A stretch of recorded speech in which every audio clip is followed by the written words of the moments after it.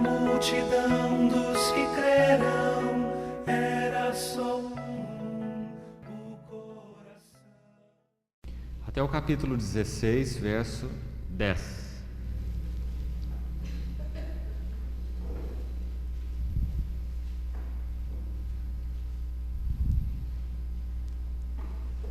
Atos 15, 36. Alguns dias depois, disse Paulo a Barnabé: voltemos agora para visitar os irmãos por todas as cidades nas quais anunciamos a palavra do Senhor, para ver como passam. E Barnabé queria levar consigo a João, chamado Marcos. Mas Paulo não achava justo levarem aquele que se afastara desde a Panfilha, não os acompanhando no trabalho.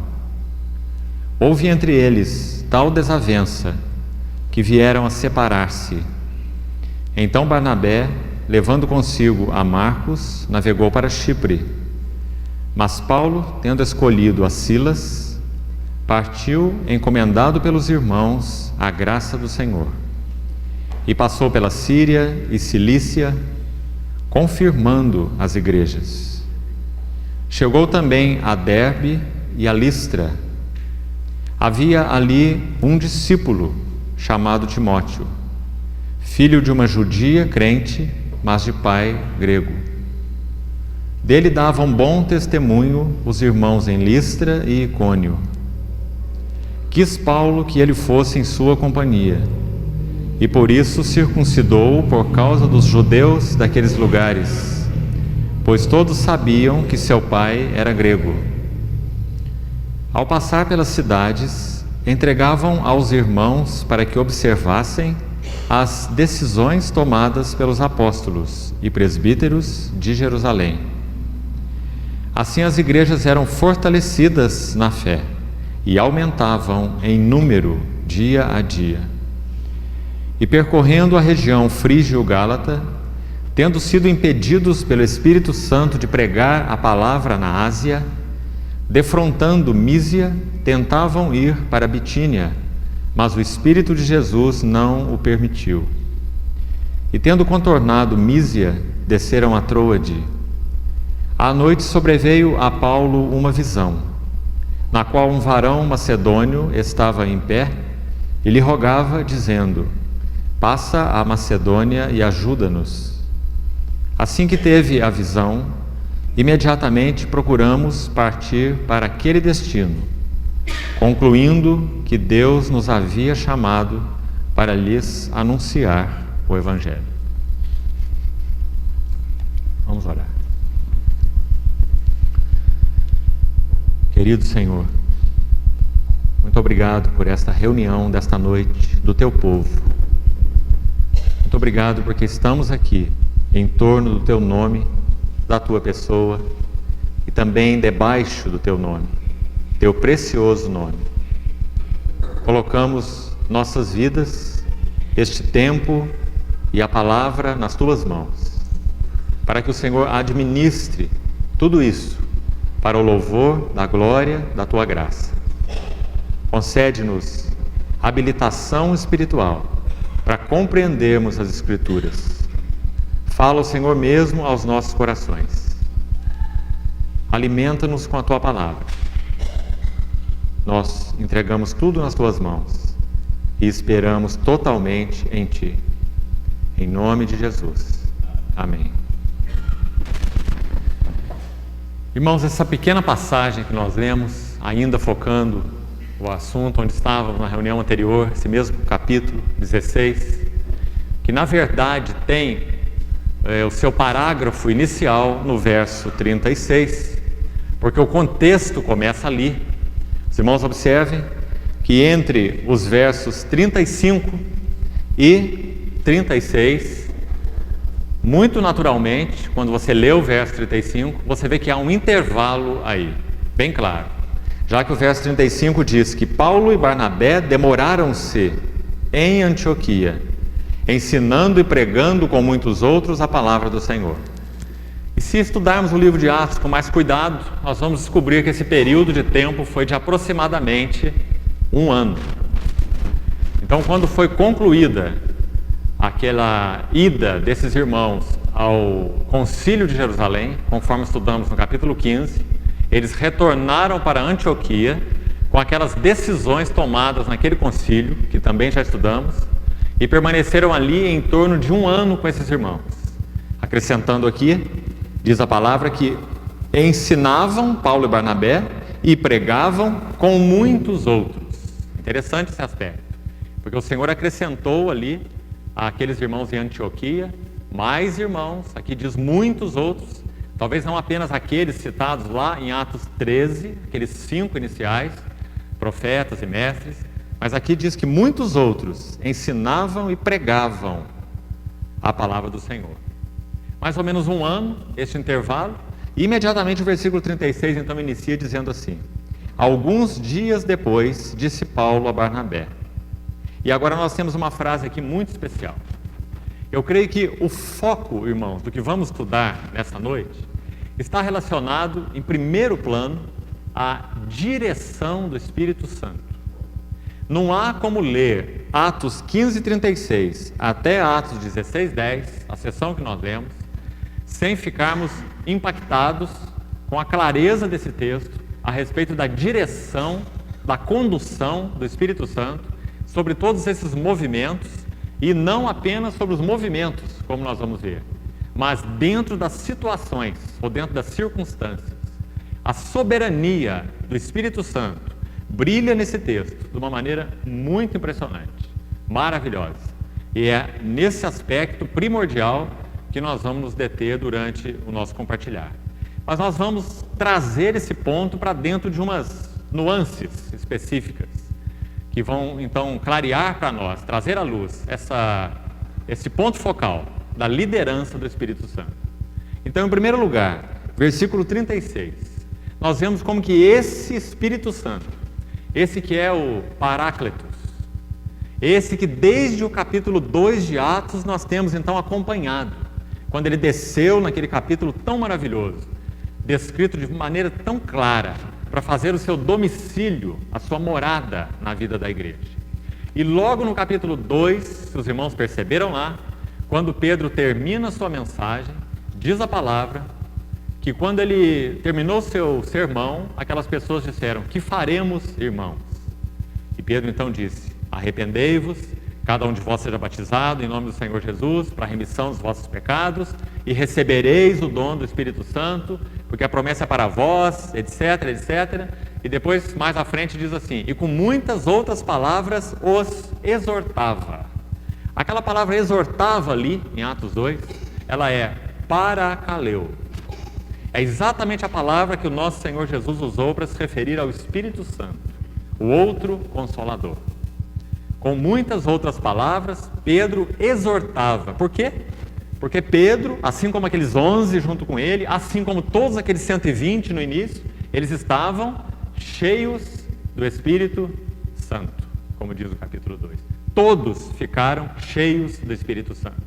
Então, já desde o início, o termo que eu citei para os irmãos, a palavra aparece aí no capítulo 2, versículo 40.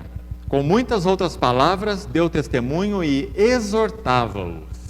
Exortava-os. A primeira vez no livro de Atos que aparece essa palavra parakaleo. Ela está exatamente aqui. Atos 2:40. Pedro exortava. Por que Pedro exortava? Porque Pedro estava cheio do Espírito Santo. O Espírito Santo desceu para fazer domicílio na igreja, permanente, não como nos tempos do Velho Testamento. Então, quando Pedro pregava, aquela pregação, aquele ensino, aquela exortação era uma manifestação do Paráclitos. Por isso a palavra para exortação aqui em Atos 2:40 é exatamente parakaleo. Porque o Espírito Santo estava então agindo de uma forma livre, desimpedida na vida daqueles irmãos, e no caso aqui especificamente através de Pedro. Essa mesma palavra aparece muitas vezes no livro de Atos, mais de 10 vezes. É uma palavra importante aqui, porque se refere ao Espírito Santo. Quando nós Vamos então para o texto onde nós estamos, Atos 15, 36. O que nós estamos vendo aí? Nós estamos vendo esse mesmo Paráclito, agora na vida de Paulo, produzindo um fruto muito especial, muito maravilhoso. Resultado do trabalho do Espírito Santo. Essa palavra, irmãos, parakaleo, nós sabemos, ela significa chamar alguém para se colocar ao lado. Por isso o sentido é de ajudador. É alguém que é chamado para tomar o nosso lado, como um ajudador, para ao lado. E esse kaleo vem da raiz chamar. Parakaleo, ou paráclito, chamado para o lado, ajudador, consolador, exortador. Então aqui, Atos 15, 36, nós vemos na vida de Paulo um outro aspecto maravilhoso do fruto do Espírito na vida da igreja. Quando os irmãos leem essa expressão aí, veja só, Atos 15, 36. Voltemos agora para visitar os irmãos. Ele tinha terminado a sua primeira viagem apostólica, não é? Passado por uma região tão grande. Saiu de Antioquia da Síria, foi lá para outra Antioquia, numa outra região da Psídia, depois para Icônio, Listra, Derbe, e retorna por aquele mesmo trajeto, Antioquia novamente. E agora olha o que ele tem no seu coração, depois desse intervalo de mais ou menos um ano, como já falamos. Voltemos agora para visitar os irmãos. Por todas as cidades nas quais anunciamos a palavra do Senhor, veja a última frase agora desse verso, para ver como passa. Que coisa preciosa, irmão. Sabe o que me lembra esse verso 36? Como um eco de um versículo muito específico do livro de Cantares. Quer dar uma olhada nesse versículo? Abra, por favor, sua Bíblia em Cantares. Veja o que diz no capítulo 7, versículo 12. Cantares de Salomão. Veja o que diz o capítulo 7, verso 12. Todo esse livro foca relacionamento. Todo esse livro é como uma obra do amor de Deus a respeito do relacionamento entre Cristo mesmo e a sua igreja. Tipificados aqui no livro de Cantares por Salomão e aquela que é chamada aqui de a Sulamita, não é? Então veja o que diz em Cantares 7, versículo 12. Levantemo-nos cedo de manhã para ir às vinhas. Vejamos se florescem as vides, se abre a flor, se já brotam as romeiras, dar-te-ei ali o meu amor. Não é exatamente isso que Paulo está fazendo com as igrejas? Não foi exatamente isso que o Espírito Santo moveu Paulo para convidar então Barnabé para que eles saíssem naquela segunda empreitada? Veja como a figura aqui de Cantares é linda. Levantemo-nos de manhã para ir às vinhas.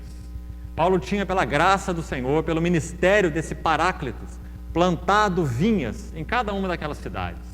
Aqueles discípulos, aqueles convertidos. E agora o coração de Paulo não podia se desligar deles. Porque, irmão, se há uma realidade na qual o poder do Evangelho, a plenitude do Evangelho é mostrada de uma forma muito clara, é nesse assunto, relacionamento. Relacionamento. Se o Evangelho não gera relacionamento, ele é um outro Evangelho. Ele é um meio Evangelho, ou talvez um falso Evangelho. Porque acima de tudo, o Evangelho é relacional. Você se lembra quando o João escreveu sua primeira epístola? Todos os escritos de João falam sobre relacionamento. Todos. E muitas vezes. O seu Apocalipse, seu Evangelho, suas 3 epístolas. Os irmãos se lembram como ele começa a primeira epístola? Ele diz assim: o que nós temos visto, apalpado, contemplado, conhecido do Verbo de Deus, aquele que é a palavra. O Verbo se manifestou, nós a temos visto, dela damos testemunho, não é assim? O Verbo da vida. Então ele fala um pouco sobre esse Verbo da vida e fala assim: essas coisas vos escrevemos, para que a nossa alegria seja completa. Alegria em função de quê? Alegria por causa do quê? Aí você vai para o verso anterior, 1 João 1, capítulo 1, versículo 3. Ele diz assim: a nossa comunhão, ou nosso relacionamento, é com quem? É com o Pai e com o seu Filho, Jesus Cristo. Então, quando ele vai falar dessa maneira tão elevada sobre o verbo de Deus, a palavra de Deus, que é com Deus, que é o próprio Deus, que se fez carne, que habitou entre nós, que nós palpamos, que nós ouvimos, que nós tocamos, ele vai dizer que escreve essas coisas para que a nossa alegria seja completa, porque a nossa comunhão é com o Pai e com o seu Filho Jesus Cristo. Então, irmãos, acima de tudo, a nota central do Evangelho é relacionamento. Existe uma tradução alternativa, se não me engano, é daquele irmão chamado J.B. Phillips. Ele traduz de forma alternativa, na sua versão, aquele texto de 1 João 4,8 que diz Deus é amor. Na sua versão ele traduz assim: Deus é amizade. E é claro que ágape é a melhor palavra para ser colocada naquele verso, mas amizade, ela é uma palavra extremamente interessante naquele contexto, porque acima de tudo, o amor de Deus foi demonstrado dessa maneira. Ele é aquele que deu a vida pelos seus inimigos, para que os seus inimigos pudessem ser os seus amigos. Já não vos chamo servos, mas vos chamo amigos, porque tudo que eu recebi do meu Pai vos tenho anunciado. Então a nota central do Evangelho é relacionamento. Se o Evangelho não produz relacionamento, das duas uma: ou nós não entramos na realidade espiritual do Evangelho, ou então nós não conhecemos o verdadeiro Evangelho na sua realidade espiritual, ou nós não estamos andando segundo o Evangelho, crescendo na graça, no conhecimento do Senhor Jesus. Porque a nota-chave do Evangelho é relacionamento. E sabe, irmãos, quando Paulo pregava o Evangelho para aquelas igrejas, como que um cimento era colocado ali entre Paulo e aquelas igrejas. Paulo, nem que quisesse, ele conseguiria se desvincular daqueles irmãos. Nem que ele quisesse. É por isso que ele diz assim: ai de mim se não pregar o Evangelho. É por isso que também ele diz na Epístola aos Coríntios: quem há que se entristeça, que eu também não sofra? Quem há que se escandalize, que eu também não sinta em mim essa situação? Quem há que seja ofendido, que eu também não me inflame? Lembra como ele escreve aos Coríntios? Porque acima de tudo o Evangelho é relacional, ele promove relacionamento. E quando nós olhamos esse texto tão simples, mas tão profundo, até Atos 16:10, sabe o que nós vemos? Dentro desse texto nós vamos descobrir duas pessoas, uma clara e a outra oculta no texto, que foram para Paulo dois dos seus mais significativos amigos, além, claro, de irmãos no Senhor. Um deles é Timóteo, mencionado no capítulo 16. E o outro quem é? Que não aparece aqui pelo nome. Lucas. Lucas é introduzido, irmãos, nesse relato. Veja aí, por favor, na sua Bíblia. Atos 16:10, Lucas é introduzido. Até aqui, a narrativa de Atos está na primeira pessoa, do singular. E algumas vezes na terceira pessoa do plural. Porque Lucas está falando sobre Paulo e Barnabé na primeira viagem, sobre Paulo e Silas nessa segunda viagem. Então ele usa eles, terceira pessoa do plural. E às vezes ele usa a primeira pessoa do singular, quando ele está se referindo ao próprio Paulo. Agora veja que no versículo 10, pela primeira vez na narrativa de Atos, a primeira pessoa do plural é introduzida. E de uma forma repentina. Você vê que ele vem narrando na terceira pessoa do plural. Olha o verso 6. Tendo sido impedidos, eles, impedidos pelo Espírito. Quem? Paulo e Silas, não é? Então, defrontando Mísia, tentavam, terceira pessoa do plural, eles, tentavam ir para Bitínia. Agora veja o versículo 10. Assim que Paulo teve a visão, imediatamente, não procuraram, mas procuramos. Agora Lucas é introduzido. E da mesma maneira no final do verso 10, veja só. Concluindo que Deus não chamou-lhes, mas chamou-nos. De novo, a primeira pessoa do plural. Um detalhe muito importante, sabe por quê? Nós estamos agora diante de alguém que vai acompanhar Paulo, assim como Timóteo, até o fim da sua vida. Que coisa preciosa, irmãos, podermos pensar nesse texto essas duas pessoas. Porque o texto está focando a direção do Espírito Santo, está focando a condução do Espírito Santo, está focando o que o Espírito Santo rege e produz. Então nós vemos aqui esses dois irmãos de uma forma muito especial ligados a Paulo. Você conhece muito bem a história de Timóteo. Você sabe que Timóteo é mencionado aqui a segunda vez. Ele já aparece, não nominalmente, mas está sugerido no texto de Atos 14, quando Paulo vai em Listra, a primeira vez, e prega o evangelho. Os irmãos se lembram o que aconteceu em Listra? Quando Paulo chega em Listra, Paulo entra e as pedras vêm atrás dele. Os irmãos se lembram? Ele passa por Icônio, por Derbe, vai em Listra, aí diz lá que alguns judeus incitavam pessoas de Icônio, de Derbe, para ali atrás de Paulo. Eles alcançaram Paulo lá em Listra, e chegando lá eles apedrejaram a Paulo.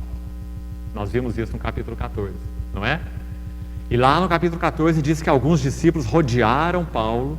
Lucas está registrando, Lucas é um médico, ele diz que Paulo foi dado por morto.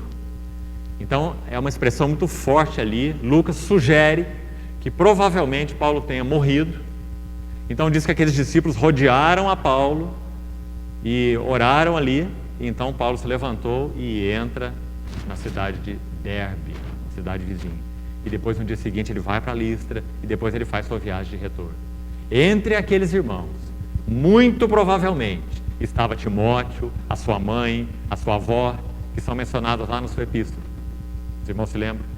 Quando Paulo escreve a epístola para Timóteo. Então aqueles foram os primeiros discípulos de Listra. Agora aqui em Atos 16, Paulo volta, a segunda vez então, para Listra. E veja que no verso 16 diz assim: chegou a Derbe e a Listra, e havia ali, primeira designação de Timóteo na Bíblia é essa, um discípulo. Irmãos, quão rico é esse pequeno texto que nós lemos, os seus detalhes, no que o Espírito Santo faz, na obra do Espírito Santo. Primeiro, alguns anos atrás, Paulo passou em Listra, pregou o Evangelho. Agora ele volta em Listra, ele encontra ali algo muito especial. No lugar das pedras, Paulo encontra um fruto muito especial para ele, até o final da sua vida, Timóteo. E ele entendeu do Senhor que aquele Timóteo, aquele jovem, ele deveria ser chamado para fazer parte daquela equipe apostólica. E ele convidou Timóteo para seguir com ele. Paulo viu que na vida de Timóteo havia não apenas alguém que estava se relacionando com o Senhor, mas é muito claro o texto e importante, no versículo 2 do capítulo 16, que desse Timóteo, veja aí, davam bom testemunho os irmãos, não apenas em Listra, a cidade dele, mas também em Icônio, uma outra cidade. Com tão pouco tempo, Timóteo, tão jovem, já era um discípulo conhecido na sua localidade muito bem, tendo um bom testemunho na sua localidade e mais uma outra cidade, Icônio. Então Paulo, de alguma maneira, por direção do Espírito Santo, reconheceu naquele jovem alguém que deveria acompanhá-lo nessa equipe apostólica. E, irmão, Timóteo é chamado por 3 nomes, se você acompanhar a sua história, que começa aqui. Ele é chamado aqui de quê? No versículo 1, havia em Listra um discípulo. Nós já vimos essa palavra desde o início do livro de Atos. O que significa um discípulo? Especificamente significa alguém que tomou o jugo de Cristo.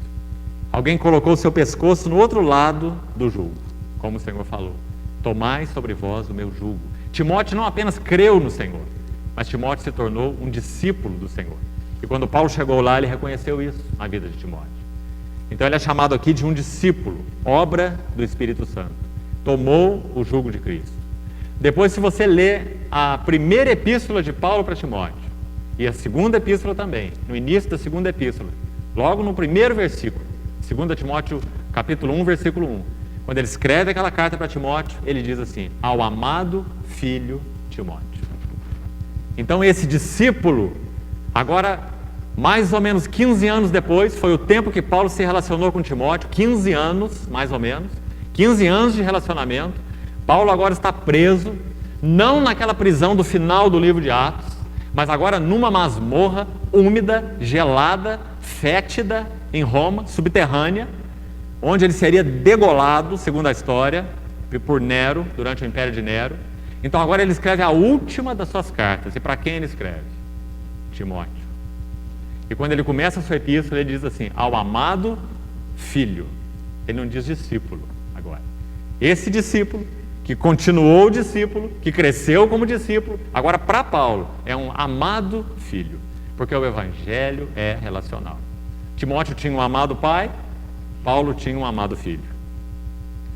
Assim como o pai tem um amado filho e o filho tem um amado pai, na eterna trindade. Então, irmãos, o Evangelho é relacional. E ainda a terceira designação, terceiro nome que Paulo usa para Timóteo nessas epístolas, agora você vai ver na primeira epístola a Timóteo, alguns meses antes da segunda, ele escreveu a primeira, e lá naquela epístola ele chama Timóteo de homem de Deus. Ele diz: tu, porém, ó homem de Deus, foge destas coisas, e dá algumas orientações a ele. Timóteo foi chamado de discípulo primeiro, foi chamado de homem de Deus segundo, e por último foi chamado de amado filho. Discípulo porque tomou o jugo de Cristo. Homem de Deus porque vivia na luz de Deus e andava com Deus. E amado filho porque se relacionou com alguém, agora no sentido horizontal, de uma forma tão íntima, tão preciosa, que então essa designação pôde ser usada. Ele não poderia ser um discípulo, ele não poderia ser um homem de Deus e não ter então essa última designação, amado filho. Porque quando somos discípulos, quando somos homens de Deus, nós nos relacionamos intimamente com o corpo de Cristo. Então, irmãos, essa é uma verdade muito importante dentro desse pequeno relato, porque a relação de Paulo com Timóteo está aqui começando.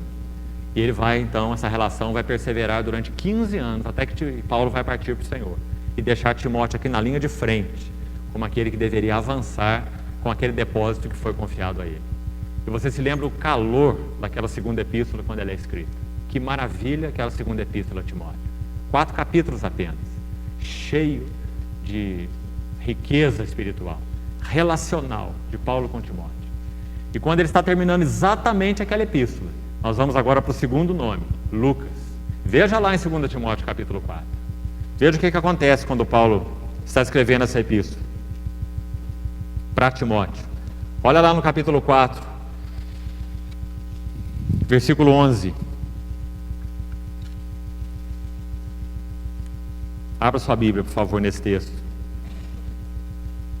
Primeiro, veja que no verso 21, para Timóteo ele diz assim: apressa-te a vir antes do inverno. Ainda ali no versículo 9, 2 Timóteo 4:9, ele disse assim: procura vir ter comigo depressa. É assim que ele chama esse amado filho. Agora veja a referência no versículo 11, ao segundo amigo íntimo, chegado, que aparece ali a primeira vez lá em Atos 16. Primeiro nos versos anteriores, verso 10, para vermos o contraste, ele diz assim: Demas, sabe quem é Demas? É um cooperador de Paulo, é um co-obreiro, ele também caminhou com Paulo. Lá em Colossenses, Paulo também faz referência a Demas. Então ele diz: agora, no final da sua vida, Demas, tendo amado o presente século, me abandonou e se foi para Tessalônica. Crescente foi para a Galácia, Tito para a Dalmácia. Somente Lucas está comigo. Agora Paulo está aí à beira da morte e ele faz então esse registro, que começou lá em Atos 16. Aquela terceira pessoa, a primeira pessoa do plural que é mencionada ali, naquele verso 10 do capítulo 16, está se referindo ao próprio Lucas. Ele é o autor de Atos, então ele está se incluindo na narrativa. E quando Paulo faz aqui o último registro da sua vida, ele diz: Lucas está comigo. É por isso, irmãos, que veja aí, mais uma vez, em Colossenses, abra sua Bíblia em Colossenses, veja como Paulo chama esses irmãos, menciona esses irmãos em Colossenses. Olha que quando ele abre a epístola, ele menciona um deles, Colossenses capítulo 1. Veja o que diz o primeiro verso: Paulo, apóstolo de Cristo Jesus, por vontade de Deus, e quem mais? E o irmão Timóteo. Das 13 epístolas de Paulo, veja bem, das 13 epístolas de Paulo, 6 delas, Timóteo faz parte desse cabeçalho, dessa introdução. Em 6 delas, Timóteo estava com ele quando ele escreveu. 2 outras mais foram mandadas para o próprio Timóteo. Já são 8. Então, em apenas 5 delas, quando Paulo escreve, Timóteo não estava presente. Então essa é uma delas. Timóteo estava com Paulo quando ele enviou essa carta aos Colossenses. E Paulo aqui estava preso numa prisão domiciliar em Roma, como Atos 28 registra. Agora veja no final desse capítulo, capítulo 4. Veja o que ele diz no verso 14. Quando ele está mandando saudação para esses irmãos, ele diz assim: saúda-vos Lucas. E como ele chama Lucas aqui? O médico amado. De uma maneira, irmãos, tão especial, o Senhor uniu ao coração de Paulo esses dois irmãos, exatamente aí na narrativa de Atos 16. Timóteo de Listra e Lucas, provavelmente, Lucas era da Macedônia. Se você estudar aí alguns comentários com relação ao livro de Atos, e eu vou então colocar esses dados para os irmãos, não são bíblicos, não estão aqui claros no texto, mas são muito sugestivos. Possivelmente Lucas era um homem da Macedônia. E possivelmente esse varão, essa visão que Paulo teve na noite lá em Troade, como é registrado aqui, quando ele está ali naquele porto, o Espírito Santo o conduz para lá, e à noite, em sonho, ele tem uma visão de um varão macedônio, que diz: passa a Macedônia e ajuda-nos. Na manhã seguinte, o que ele encontra? Lucas. Então, quando Lucas faz o registro desse texto, muito provavelmente, aquela visão que Paulo teve do varão macedônio foi confirmada no outro dia através do seu encontro com Lucas. Possivelmente aquele varão macedônio fosse o próprio Lucas, na visão de Paulo, é claro, né? E então Lucas possivelmente faz aquele convite para Paulo, específico, para que ele vá à Macedônia e ajude então os irmãos ali. Então, esses dois companheiros de Paulo foram de uma maneira muito próxima, unidas a ele, porque acima de tudo, esse é o resultado do Evangelho: relacionamento. Se nós voltamos lá, então, para o verso 36, seguindo o texto, quando Paulo tem essa intenção da parte do Senhor de visitar essas igrejas e expõe esse plano no verso 37 para Barnabé, irmãos, existe alguma coisa aqui que nós chamaríamos de tudo menos de direção do Espírito Santo. Parece que até aqui, aquele movimento tão harmonioso do Espírito Santo, aparentemente, é quebrado. Aparentemente. Nós olhamos aí os movimentos do Espírito através de Paulo, de Barnabé, de Pedro na casa de Cornélio, tanta beleza nesses registros. Filipe em Samaria, pregando o Evangelho ali, não é? Mas quando nós chegamos aqui, nós vemos alguma coisa que parece que está completamente contrária à direção do Espírito Santo. Sabe o que está acontecendo aqui? Paulo está discutindo com Barnabé. Mas não é discutindo amigavelmente, não. A palavra que Lucas usa aqui, inspirado pelo Espírito Santo, para falar dessa discussão, está no verso 39. Veja aí na sua Bíblia. Houve entre eles tal desavença. Sabe que palavra é essa? Tal desavença. Ela aparece apenas uma outra vez no Novo Testamento, só mais em um outro lugar. Consultando esse lugar, nós ficamos claros sobre a desavença que houve aqui entre os dois. Esse lugar é Hebreus 10, 24. E o livro de Hebreus, então, colocado aí paralelo ao livro de Atos, mais uma vez, nós estamos fazendo isso, né? Quem sabe foi Lucas que escreveu Hebreus. Então, lá no capítulo 10, 24, essa palavra é usada de novo. E lá a expressão é estimularmos. Consideremos uns aos outros para nos estimularmos ao amor e às boas obras. Hebreus 10, 24. Aquela palavra ali, estimular, é exatamente essa mesma palavra que aparece aqui no verso 39. Sabe o que significa isso? Que entre eles houve uma discussão acirrada. A palavra em hebreu sugere provocação. Ela pode ser usada no bom sentido ou no mau sentido. No caso de Hebreus 10, 24, é usada no sentido positivo, dizendo que nós devemos nos estimular. A ideia ali é como fincar uns ferrões, estimulando. Estimularmos a quê em Hebreus 10, 24? Ao amor e às boas obras. Então esse é o sentido positivo de despertar, estimular. Aqui em Atos 15, usada no sentido negativo. Eles estavam ali se estimulando, se ferroando, mas não era para o amor e para as boas obras. Eles estavam se ferroando porque um queria levar o João Marcos, o outro não queria levar o João Marcos. O João Marcos era primo do Barnabé, não é? Então Barnabé queria levar o seu primo na viagem. Nós não sabemos por quê. A palavra não diz por quê. Mas a palavra diz que Paulo não queria levá-lo, porque ele se desertou naquela primeira viagem missionária. Quando eles chegaram em Perge, uma região ali da Panfilha, João Marcos possivelmente se encheu de medo por algum motivo. Quem sabe sentiu saudade de casa e quis voltar para casa e não pôde acompanhá-los no trabalho.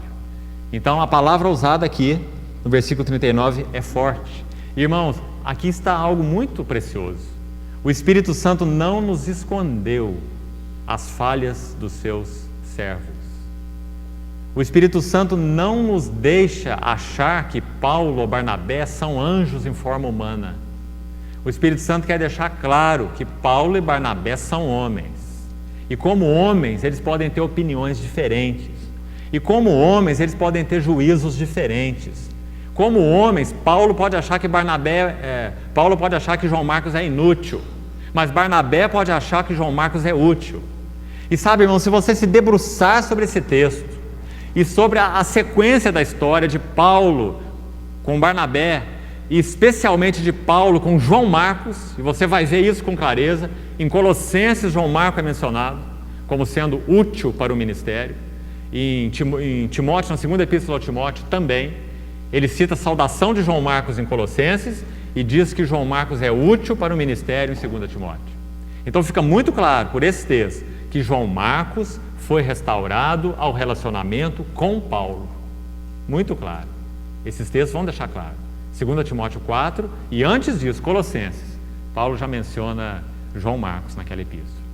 Então, irmãos, para concluir esse aspecto relacional aqui, sabe o que parece?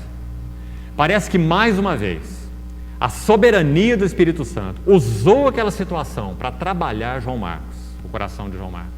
Por um lado, João Marcos precisava da severidade de Paulo, da firmeza de Paulo. Por outro lado, João Marcos precisava da gentileza de Barnabé. Ele precisava das duas coisas. Porque eu não sei o que você acha desse texto, mas eu não penso que Barnabé estava errado quando ele quis dar uma segunda chance para João Marcos, porque todos merecemos uma segunda chance. Mas Paulo, de alguma maneira, também estava certo. Ele achou que João Marcos, que tinha desertado a primeira vez, ele podia desertar a segunda vez. E eles não podiam ter alguém na sua equipe missionária que vivesse de deserção. Então Paulo viu por um ângulo, Barnabé viu por outro ângulo, e eles começaram a se espetar por causa desses ângulos, e no final das contas Barnabé toma o seu primo, João Marcos, e vai para Chipre. Barnabé era de Chipre, e Paulo toma um outro companheiro, Silas, que ele escolhe, e vai então seguir a sua jornada dirigido pelo Espírito do Senhor. Alguns irmãos dizem que o nome de Barnabé não é mais mencionado no livro de Atos. Isso significa que o Espírito Santo não seguiu com Barnabé, mas seguiu com Paulo. Eu acho que isso é ser duro demais com Barnabé. Nós não podemos tirar uma conclusão baseado no que o Espírito Santo não falou. Nós temos que tirar a conclusão baseado no que o Espírito Santo falou e não no que ele não falou. Então não é porque ele não menciona mais o nome de Barnabé que Barnabé não foi aprovado por causa dessa situação de João Marcos. Eu creio que João Marcos precisava da gentileza de Barnabé e João Marcos precisava da firmeza de Paulo. Porque quando nós olhamos o resto da vida de João Marcos, repetindo, nós vamos ver que a coragem moral de João Marcos foi restituída. Ele precisava entender que aquele que coloca a mão no arado e olha para trás não é digno do reino de Deus. E é assim que Paulo via, muito provavelmente. João Marcos colocou a mão no arado e olhou para trás e desertou. Então Paulo considerou inapto para a obra. Mas Barnabé olhou de uma outra maneira. Barnabé viu que aquele que colocou a mão no arado e olhou para trás deveria ter uma segunda chance de colocar a mão no arado. Então, quando olhamos a vida de João Marcos, essa é a conclusão. E mais uma vez, nessa desavença, nós vemos a soberania e a direção do Espírito Santo. Mais uma vez. Então, irmão, que texto precioso é este com foco nesses relacionamentos?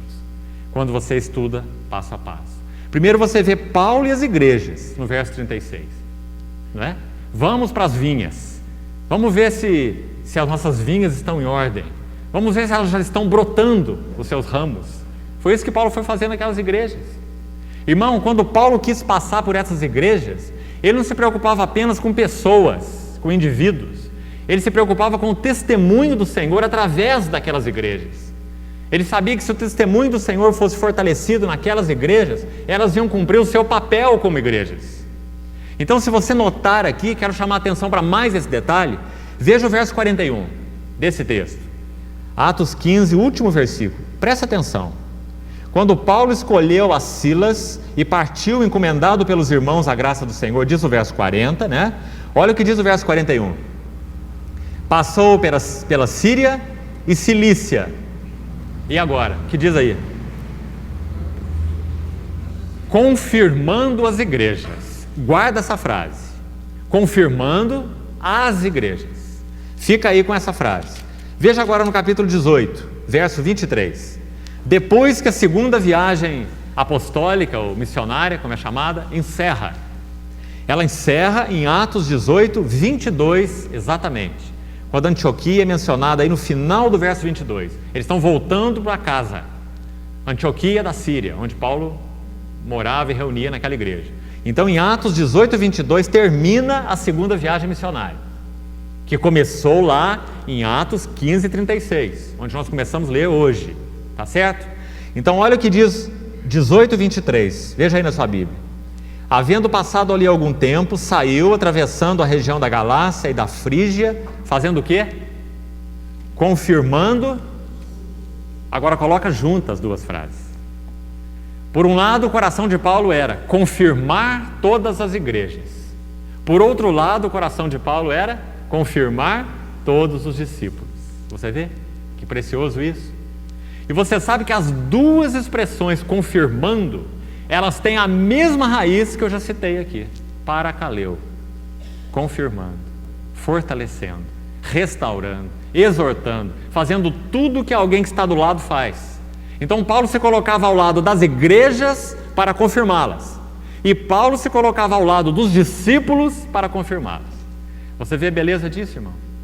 Ele era alguém que o Senhor equipou de uma tal forma que ele seria bênção para as igrejas e bênção para os discípulos. Paulo não perderia a visão dos discípulos em função das igrejas, mas ele também não perderia a visão das igrejas em função dos discípulos. Então ele caminhava de uma forma tão equilibrada, fortalecendo os discípulos e confirmando as igrejas. Porque uma igreja não precisa ser apenas fundada, uma igreja precisa ser fundamentada. E o coração de Paulo era um coração de fundamentar as igrejas, e não apenas de fundar igrejas. Verdadeiro ministério apostólico não é fundar igrejas apenas, mas fundamentar igrejas, solidificar, confirmar. Então é importante essa expressão aqui, e esses dois termos colocados juntos, para os irmãos verem com clareza. Confirmando as igrejas e confirmando os discípulos. Mais um aspecto relacional desse texto, importante. Colocando-se do lado, para que igrejas e discípulos fossem confirmados.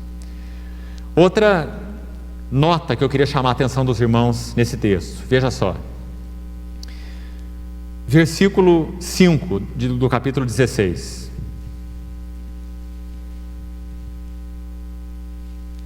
Assim, as igrejas, no versículo 41 já diz, confirmando as igrejas. No capítulo 16, verso 5, assim as igrejas eram fortalecidas na fé e aumentavam em número dia a dia. Esse versículo aqui é bastante sugestivo. Duas coisas podem significar esse aumentavam em número. Primeiro, pode significar que as igrejas eram aumentadas em número de irmãos, em número de convertidos. Em segundo lugar, pode significar que as igrejas eram aumentadas em número de igrejas mesmo. Então as igrejas naquele tempo reuniam basicamente nos lares. Então essa expressão, as igrejas aumentavam em número, também pode se referir a mais núcleos de irmãos se reunindo. As duas coisas. E na verdade, muito provavelmente, eram as duas coisas juntas que estavam acontecendo. Então, capítulo 16, verso 5, coloca como que uma coroa no que foi dito ali desde o verso 36. Por que as igrejas eram fortalecidas e aumentavam em número dia a dia? Porque Paulo, Silas, Barnabé mesmo, como nas outras viagens, esses irmãos tinham encargo no seu coração, especialmente Paulo, a se colocarem do lado dessas igrejas para fortalecê-las, para confirmá-las. Então esse é um outro movimento muito lindo do Espírito Santo com relação ao seu testemunho, conforme narrado aqui nesse texto. Agora, por último, irmãos, para concluirmos, do verso 6 até o verso 10 do capítulo 16. Sabe o que nós estamos vendo aí, mais uma vez? Aqui parece tudo, menos pessoas dirigidas pelo Espírito Santo. Porque quando você lê o verso 6, diz assim: percorrendo a região frígio-gálata, tendo sido impedidos pelo Espírito Santo de pregar a palavra na Ásia, defrontando Mísia, tentavam ir para a Bitínia, mas o Espírito de Jesus não o permitiu. Parece uma corrida aqui de barata dedetizada, não é? Barata tonta. Eles tentaram ir para lá, para Ásia primeiro, Ásia Menor, mas então não foi possível. Depois eles viraram a sua jornada, isso é mais para o norte. Aí eles viraram o seu objetivo mais para o sul, então nós vamos para Bitínia, mas também o Espírito de Jesus não permitiu. Então eles vão parar lá em Troade, que era completamente avesso do que eles tinham intenção no início, que era ir lá para a Ásia, pregar o evangelho numa grande região ali da Ásia Menor. A palavra diz que eles foram parar em Troade, versículo 8. Irmão, sabe o que parece aqui? Que nem Paulo e nem Silas estão entendendo nada do que está acontecendo. Quer ir para lá, não pode, quer vir para cá, não pode também, então eles vão parar lá num porto e acham que eles não sabem o que eles estão fazendo lá. Mas quando acontece o versículo 9, tudo é esclarecido. À noite, lá no porto de Troade, Paulo tem uma visão. Um varão macedônio que diz: passa a Macedônia e ajuda-nos. Agora tudo fica claro. Por que eles foram impedidos para ir para a Ásia? Por que eles foram impedidos de ir para a Bitínia? E o que eles foram fazer em Troade, que não tinha nada a ver com o plano original? Então agora o Espírito Santo, no dado momento, ele vai mostrar para Paulo qual era o seu caminho, a sua direção. Passa a Macedônia. Irmãos, a intenção de Paulo era pregar o evangelho na Ásia. Está escrito no verso 6. Essa era a intenção. É o que está embutido aí no verso 6 de uma forma muito clara. É para lá que Paulo e Silas iam, para a Ásia. Mas quando diz aqui, percorrendo a região frígio-gálata, da Frígia e da Galácia, ali Paulo pregou um pouco de tempo. Sabe por que nós sabemos? Nós sabemos por causa de Gálatas. Gálatas capítulo 4, verso 13. Gálatas 4:13. Se você ler esse texto, você vai ver que Paulo diz assim, que pregou o evangelho para os Gálatas a primeira vez por causa de uma enfermidade física. Gálatas 4:13. Sabe o que está acontecendo aqui então? Presta atenção. Atos 16:6. Paulo tenta ir para a Ásia. E sabe o que acontece, irmãos? Se você combinar os dois textos, ele fica doente. Ele tem intenção com Silas de pregar o evangelho na Ásia, mas ele fica doente. O que será que a teologia da prosperidade faz com esse versículo, né? O apóstolo Paulo, homem de Deus, vai pregar o evangelho na Ásia, mas ele fica doente. Aí lá em Gálatas 4:13, se você viu, ele diz: eu vos preguei o evangelho a primeira vez por causa de uma enfermidade física, não é? Onde que se ajusta esse texto de Gálatas 4:13? Aqui, em Atos 16:6. Então ele percorre a região da Frígia e da Galácia, e ali ele prega, doente, para os Gálatas. E diz que os Gálatas ficaram tão preocupados com ele, ele diz naquela epístola aos Gálatas, que se fosse possível, eles teriam arrancado os próprios olhos para dar a ele. Porque possivelmente Paulo tinha uma enfermidade infecciosa nos olhos, muito comum naquela época, por causa do tipo de viagem, de estradas que eles viajavam, empoeiradas, contaminadas tremendamente. Então aqueles viajantes ensolaradas, aqueles viajantes tinham enfermidade nos olhos com muita frequência. Então Paulo faz referência a isso na carta aos Gálatas. E de alguma maneira então ele foi acometido da enfermidade ali e não pôde ir até a Ásia. Então o que ele faz? Ele prega na Galácia. E o Senhor o usa ali junto aos Gálatas. Mas ele entende que ele não podia ficar ali. Então ele vai percorrer a outra região, Frígia.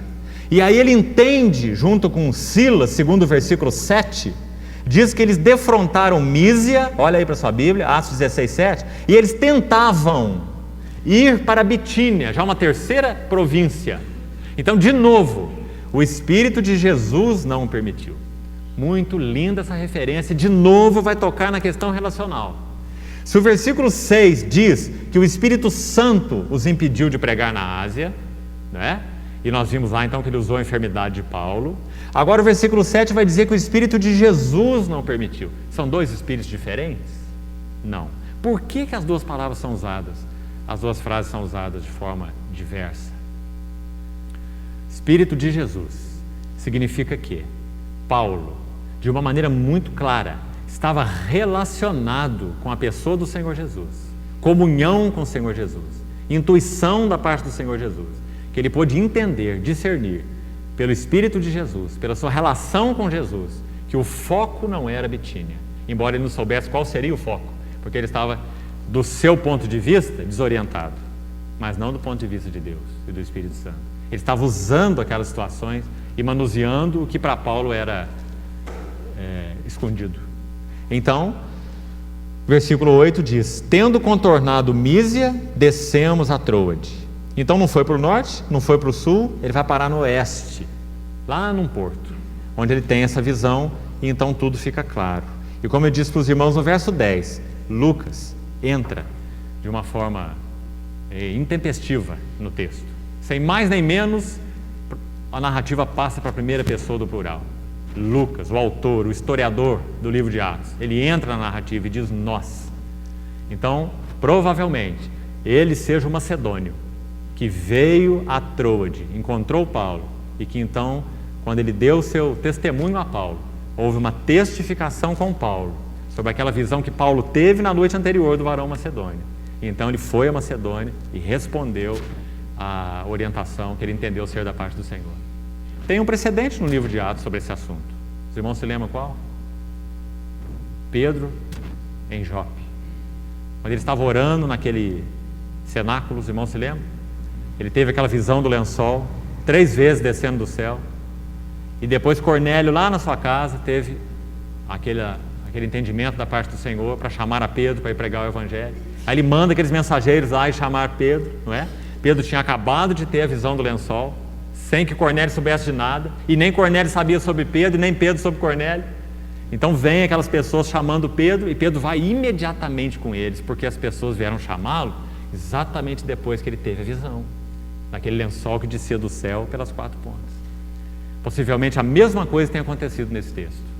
Paulo tem a visão do varão macedônio, e no outro dia Lucas vem encontrar-se com ele, e ele entende que aquilo era então o movimento do Espírito Santo. E Lucas entra naquela equipe com eles, e eles vão para Macedônia, e assim seguem Filipos, Tessalônica, Bereia, Atenas e Corinto, por ordem. Então da Macedônia depois para Acaia, 2 províncias. Então assim conclui o verso 10. Assim que teve a visão, imediatamente procuramos partir para aquele destino, concluindo. Está vendo essa expressão aí? Concluindo. Ela sugere que, depois de muitos processos, essa foi a conclusão. Podemos dizer assim, falando muito naturalmente, eles foram lá para a Ásia, bateram a cabeça na porta fechada, voltaram aqui para Bitínia, bateram a cabeça na porta fechada, foram lá para Troade, não sabiam o que estavam fazendo lá, então o Espírito Santo mostrou que o caminho dele era ali mesmo, a partir de Troade, que é o porto de acesso para Filipos, primeira cidade da Europa. O Evangelho entrou na Europa pela primeira vez, aí, Filipos, primeira cidade da Europa. Troade era aquele porto da conquista de Alexandre, fazia comunicação entre Ásia e Europa, Troade, ali que eles estavam. Dali eles foram para Filipos, primeira cidade da Macedônia, entrando na Europa. Depois eles vão para Tessalônica, Bereia e mais além ainda, para Atenas e Corinto. Então, irmãos, foi assim que o Espírito Santo conduziu, nesse pequeno texto, a vida desses irmãos. Agora, eu creio que nós precisamos fazer uma pergunta aí bem clara para nós, quando nós olhamos esse texto. Como nós podemos experimentar a liderança do Espírito Santo? Como nós podemos experimentar a liderança do Espírito Santo? Será que aquilo era verdadeiro só para esses irmãos? Não é verdadeiro para nós? Não digo especificamente com relação a movimentos externos, mas a todos os movimentos daqueles que pertencem ao Senhor. O que é necessário para se reconhecer a liderança do Espírito Santo? Então, quero sugerir para os irmãos, quando estudamos esse texto, algumas coisas. Em primeiro lugar, lealdade ao Senhor Jesus. Lealdade ao Senhor Jesus. Paulo e Silas eram leais ao Senhor Jesus. Eles não tinham planos próprios, determinados, de tal forma que impedisse ao Senhor de orientá-los de uma forma ou de outra. Algumas delas bem drásticas. Quando Paulo teve aquela enfermidade, ele não se levantou de qualquer maneira e disse: Ásia é o nosso alvo, é para a Ásia que nós vamos, e nem que eu chegue morto na Ásia, eu vou chegar na Ásia. Não foi isso que Paulo falou, não é? De alguma maneira ele soube distinguir a liderança do Espírito Santo e entendeu, pregou o Evangelho na Galácia quando estava doente, não teve portas abertas na Ásia, fez o trabalho que deveria ser feito ali, entendeu que deveria ir para outra região, caminhou para lá. E agora não diz aqui que nenhuma doença e nada sugere que alguma coisa circunstancial tenha sido usada, mas sim que o Espírito de Jesus não permitiu Paulo chegar lá, em Bitínia, segunda vez. Então, de alguma forma, ele pôde distinguir isso no seu espírito, essa direção, mas não sabia ainda para onde ir, ainda estava perdido. E foi até Troade, e lá então ele tem aquela visão. Por quê? Porque eles eram leais ao Senhor Jesus. Esse é o primeiro ponto. Segundo ponto, eles tinham um relacionamento adequado, compreendiam, criam na liderança do Espírito Santo. A liderança do Espírito Santo para eles não era teórica. Irmãos, até que ponto para nós a liderança do Espírito Santo é teórica ou é prática? Nós compreendemos que ele é pessoa divina que veio habitar em nós, da parte do cabeça exaltado no céu, para nos dar direção sobre todos os movimentos necessários e para usar circunstâncias que para nós parecem tão turbulentas. Olha como o texto começa, irmão. O texto começa com uma frase tão linda, dizendo que Paulo queria visitar os irmãos para ver como que eles estão, confirmá-los, e logo você vê dois grandes homens de Deus se espetando uns aos outros, um ao outro, com uma desavença tal que não puderam seguir juntos. Eles tinham sido companheiros de trabalho 6 anos. 6 anos. Já se conheciam há mais ou menos 10 anos. Trabalharam juntos 6 desses 10. E agora eles se espetam de uma tal forma, como o texto diz, que eles não podem seguir juntos. Mas o Espírito Santo usa essa adversidade, usa essa situação para dirigir e para conduzir aquilo que Ele tem no seu coração. Porque quando nós somos leais ao Senhor Jesus, o Espírito Santo trabalha, inclusive, a despeito das nossas fragilidades humanas, e pode usá-las, e pode suplantá-las, e pode modelá-las, e pode usar para os propósitos finais de Deus. Então, o primeiro ponto, lealdade ao Senhor Jesus. Segundo, reconhecimento da liderança do Espírito Santo. Isso esses irmãos tinham com muita clareza no seu coração.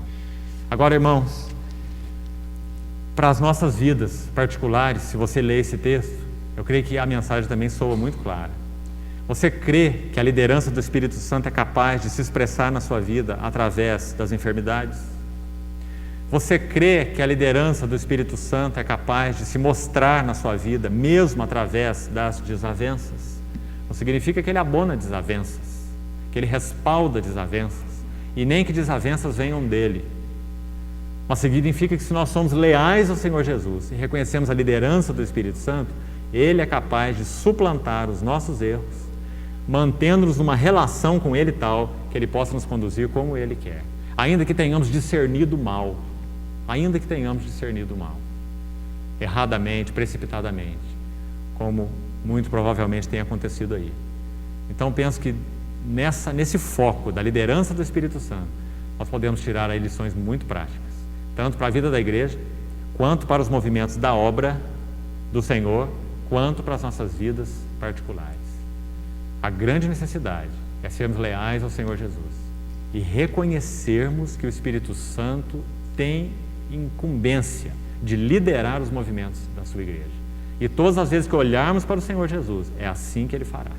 Todas as vezes que confiarmos no Espírito Santo, é assim que Ele fará. Mesmo que diante de nós tenhamos um irmão com opinião diferente, enfermidade mais do lado de cá, ali do outro lado trevas, aqui atrás falta de discernimento, mas o Senhor é quem está no controle dos assuntos da sua obra, da sua igreja e dos seus servos, dos seus discípulos. Então, mais uma vez nesse texto, é isso que nós vemos com muita clareza e beleza no livro de Atos. Que isso nos encoraje, irmãos. Que isso nos encoraje a seguir nos 3 níveis. Nos encoraje a seguir como discípulos, leais ao Senhor Jesus, que reconhecem a liderança do Espírito Santo, Que isso nos encoraje a seguir como igreja e que isso nos encoraje a seguir na obra do Senhor, para a sua glória. Amém. Vamos orar. Senhor, obrigado pela sua imensa fidelidade. Apesar de quem nós somos, apesar das nossas fraquezas e das nossas falhas, o Senhor é fiel, o Senhor é leal, o Senhor não pode negar-se a si mesmo. Senhor, nos ajuda a sermos também leais a Ti, como o Senhor o é a nós. Sermos fiéis a Ti, como o Senhor o é a nós. Muito obrigado porque podemos receber a liderança do Espírito Santo, contarmos com ela, mesmo em nossas fraquezas, em nossas adversidades, em nossas enfermidades, em toda e qualquer situação. Pedimos ao Senhor que nos abra os olhos para vermos que o Senhor reina, que o Senhor está no trono. O Senhor governa os nossos assuntos, o assunto da igreja e o assunto da Tua obra nessa terra. Senhor, queremos viver para a completação da plenitude desse Teu propósito. Pedimos ao Senhor que use a Tua palavra nessa noite, para nos adaptar àquilo que o Senhor tem no Teu coração, para nos tornar cooperadores Teus. Muito obrigado, Pai. Te agradecemos, Te pedimos isso e nos entregamos a Ti para que o Senhor avance em nossas vidas. Em nome do Senhor Jesus. Amém.